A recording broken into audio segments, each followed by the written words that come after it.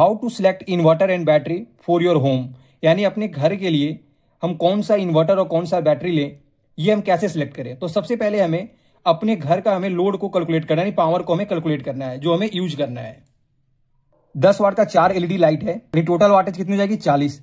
हमारे पास 2 पंखे हैं 70 वाट का, तो टोटल वाटेज कितनी हो जाएगी पंखा का हमारे पास 140 वाट। और हमारे पास एक टीवी है 100 वाट का, तो टोटल पावर कितना हो जाएगा, तो 40 प्लस 140 प्लस 100 यानी 280 वाट। यानी हमारा जो लोड है घर का वो 280 वाट है। सेकेंड स्टेप है चूज इन्वर्टर कैपेसिटी, यानी अब हम इन्वर्टर का कैपेसिटी हम सिलेक्ट करेंगे।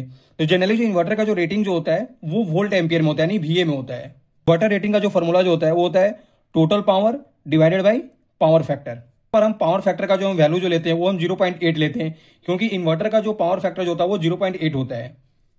यानी इन्वर्टर रेटिंग इक्वल टू कितना हो जाएगा हमारा, टोटल पावर कितना था 280 वाट और पावर फैक्टर कितना है 0.8। जब हम डिवाइड करेंगे तो कितना आ जाएगा हमारा 350 VA।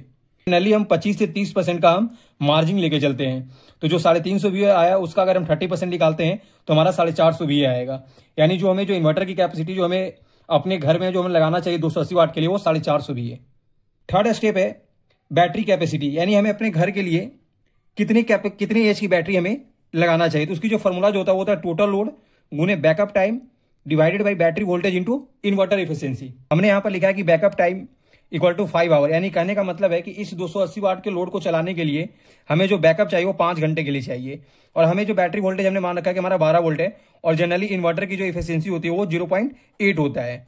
तो अब हम इस फॉर्मूला के अकॉर्डिंग हम अपने बैटरी की कैपेसिटी हम निकाल सकते हैं। बैटरी कैपेसिटी इक्वल टू कितना हो जाएगा, टोटल लोड कितना हमारा 280 वाट, बैकअप टाइम हमें कितनी देर के लिए चाहिए, तो 5 घंटे के लिए।